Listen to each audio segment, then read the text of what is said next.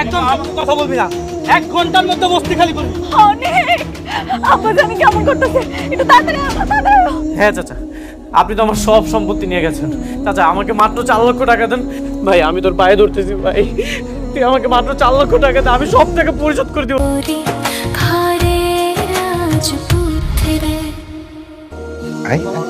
ওয়ালাইকুম সাবির, এসো। দাঁড়া, এসো এসো না। এই যে আজ থেকে এই চেয়ারে তুমি বসবে, এই কোম্পানির সমস্ত কিছু তুমি দেখাশোনা করবে। থ্যাংক ইউ বাবা, আমি চেষ্টা করব ঠিক মতো সব দায়িত্ব পালন করার। এই চেয়ারে সত্যি তোমাকে খুব মানিয়েছে। আমার মা একদম সত্যি কথা বলেছে। শোনো, তুমি কিন্তু এখন থেকে আবার কোটিপতি, তোমাকে আর কেউ অপমান করে কথা বলতে পারবে না। জি বাবা। আচ্ছা, তোমাকে পরিচয় করে দিচ্ছি, এ হচ্ছে সাব্বির, ব্রিলিয়ান্ট ছেলে। তোমার যে কোনো প্রয়োজনে তুমি সাব্বির কাছ থেকে হেল্প নিতে পারবে। হ্যাঁ জি। তাহলে অনেক কাজ শুরু করো, আমি আমার হেড অফিস থেকে ঘুরে আসছি। হ্যাঁ, বেস্ট অফ লাক। থাক মা।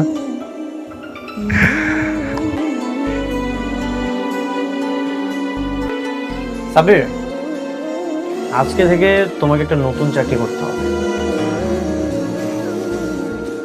সরি স্যার, আমি আসলে আপনার কথাটা বুঝতে পারিনি।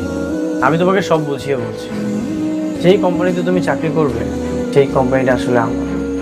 কিন্তু আমার বন্ধু রাতুল আমার সাথে বেইমানি করে আমার কোম্পানিটা নিয়ে নিয়েছে, আমাকে পথে বসিয়ে দিয়েছে। এর প্রতিশোধ তো আমি নিবই। কিন্তু উনি কি পারবে? অবশ্যই পারবে।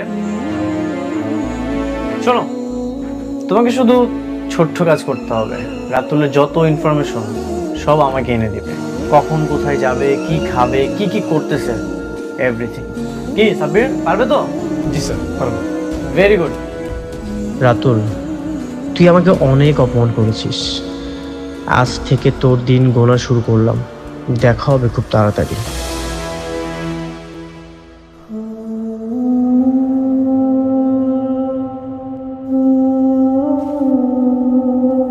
আপনার টোটাল হয়েছে 4,840 টাকা।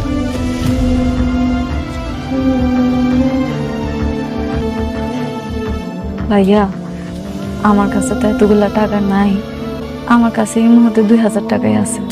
2000 টাকা আছে?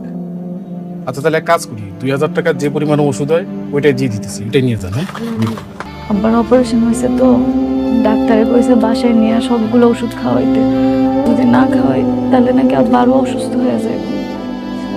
টাকা না থাকলে ওষুধ কিভাবে নিবে? আব্বার অপারেশন অনেকগুলো টাকা লাগছে, আমার কাছে এই মুহূর্তে শুধু 2000 টাকাই আছে। আব্বার ওষুধগুলো খাওয়া খুব দরকার। আমি আপনার কাছে অনুরোধ করি, আমার ওষুধগুলো একটু বাকি দেন। আমি আপনার কথা দিলাম, আমার জামাই বেতন পাইলে প্রথম এসে আপনার টাকাগুলো দেওয়া যাবে। আপনার এখানে বাকি দেওয়ার নিয়ম নাই, আপনি একটু অন্য জায়গায় গিয়ে ট্রাই করুন। হ্যাঁ ভাইয়া, অনেক বিপদে পড়ে আইসি, দেখেন না কিছু করতে পারেন কিনা ভাইয়া। ভাই হ্যাঁ। একলা দিন এক পাতা, তারপরে নাপা দিন এক পাতা, হ্যাঁ। আর কনসুগন 80 দিন এক পাতা। আচ্ছা ঠিক আছে, আপনি একটু ওয়েট করেন। হ্যাঁ, আচ্ছা করবেন ডিসিশন তাড়াতাড়ি নেন।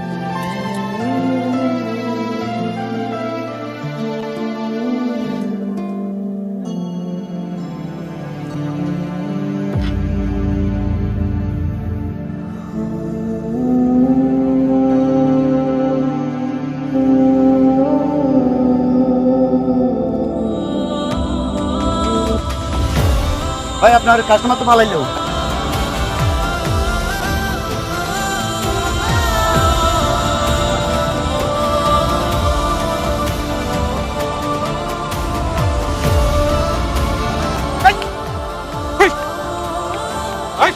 বড় সাহস, তুই ওষুধ চুরি করো?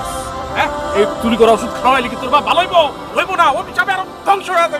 আমি আপনার এত করে কইলাম, আমার আব্বা অসুস্থ, অপারেশন হয়েছে, ওষুধগুলো আমার লাগবে, আপনি বাকির খাতে লিখে রাখেন, আমার জামাই বেতনটা পাইলে আপনারা নিয়ে যাইবো। আপনি আমার কোনো কথা শুনবেন না, আমি কি আমার আব্বারে মাইরা ফেলাবো? আমার তো ওষুধগুলো লাগবে ভাই, আমার ওষুধ দিয়ে আসবেন ভাই, দিয়ে আসবেন। চুপ, স্বামীরে নিয়ে চুরির ব্যবসা করো? হ্যাঁ, ফোন দিয়ে বল যে আমার চুরি যায় আটকে ফেলছে। ফোন দে, ফোন দে।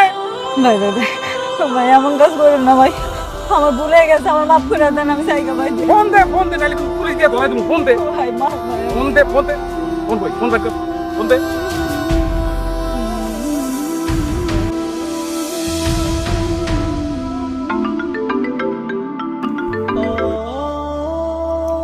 হ্যালো, হ্যালো, আমি ফার্মেসিতে ওষুধ কিনতে আইছিলাম।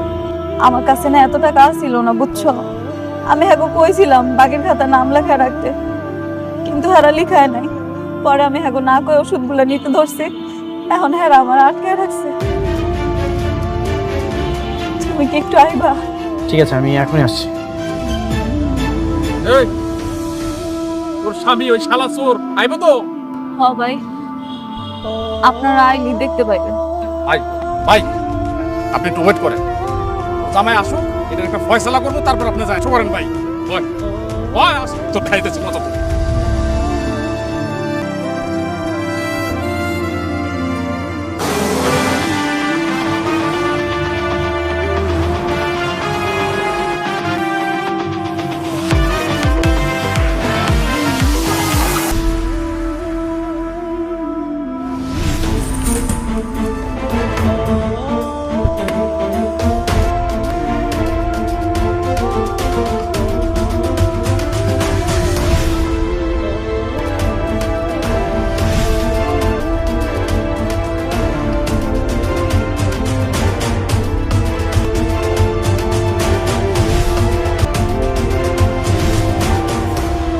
তোমরা এখানেই থাকো।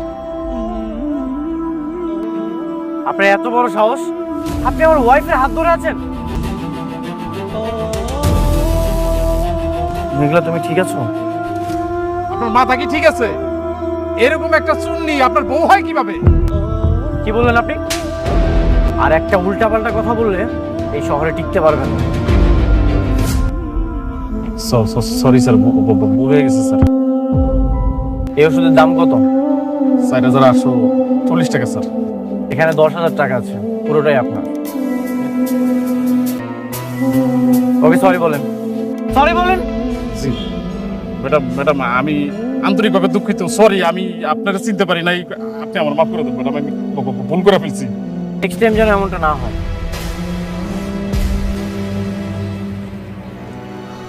মেঘলা, এইসব তুমি কি করতে গেছো? তোমার টাকা পয়সা দরকার ছিল, তুমি আমাকে বলতে, আমি তোমাকে দিয়ে দিতাম। ওর কত চাপ হয়ে যাইতেছে, এমনি আব্বার অপারেশনে কতগুলা টাকা লাগছে, কিন্তু আবার তোমার নতুন নতুন চাকরি হয়েছে, এতগুলা টাকা তুমি কেমনে ম্যানেজ করবা? এর লিগে আমি ভাবছি এই টাকাটা দিয়ে আমি ওষুধ কিনি। মেঘলা, আমি তো জানি বাবার ওষুধ লাগবে, আমি তো সন্ধ্যার দিকে নিয়ে আসতাম। কেন যেগুলো করতে গেছো? তবে ঠিক আছে, কিন্তু তোমার হঠাৎ এত পরিবর্তন, এতগুলা বডিগার্ড, পিস্তল, নতুন গাড়ি, আমি তো কোনো কিছু বুঝতেছি না, কি হইতাছে কও তো?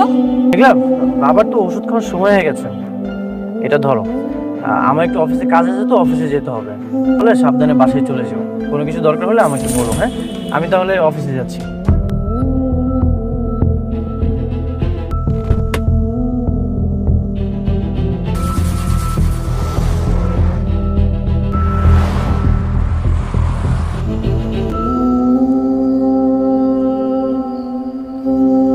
বাবা, আপনি এইখানে শুয়েছেন কেন? ভেতরে ভালো লাগতেছিল না, কইলাম বাইরে না একটু সময় দাও, যদি ভালো লাগে। আচ্ছা বাবা, একটা কথা দিকে, হ্যাঁ বলেন। তুমি নাকি নিয়ে আমার বাড়িতে আসছো, তুমি এত টাকা কই পেলা? গাড়ি, তোমার বন্ধু কি তোমার টাকা পয়সা গাড়ি বাড়ি সব ফেরত দিছে? আব্বা, তুমি ভুল কইতাছো, এটা তো আগের গাড়ি না, আমি দেখছি এটা ওর নতুন গাড়ি। এই, তুমি নতুন গাড়ি পাইলা কই? আরে ওইটা তো আমার গাড়ি না, আমি যে কোম্পানিতে চাকরি করি ওইটা হচ্ছে সেখানকার, তাদের জিনিসই আমি ব্যবহার করছি।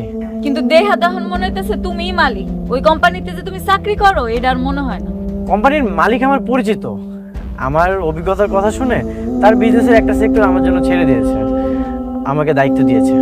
তাহলে তো খুব ভালো চাকরি না? হ্যাঁ বাবা, চাকরি তো অনেক ভালো। এই জন্যই তো দিন রাত একটু বেশি ডিউটি করা লাগে, পরিশ্রমটা একটু বেশি। এত বড় চাকরি, কাজ কাম তো একটু বেশি হইবই, তাই না? তাই বলে রাইতের বেলা কি কাজ? রাইতের বেলা কি মানুষের কাজ থাকবো? মেঘলা, কনস্ট্রাকশনের বিজনেস তো, ইঞ্জিনিয়ার আসে, সেই জন্যই তো আমাকে উপস্থিত থাকা লাগে। আমি না গেলে তো কাজটা ঠিকঠাক মতো হবে না। তুমি মালিক যখন আসিলা তখনই ভালো ছিল, ঠিক মতো তো আমাকে বসিতে আইতা। এখন তো ঠিক মতো সময়ই দাও না। না মানে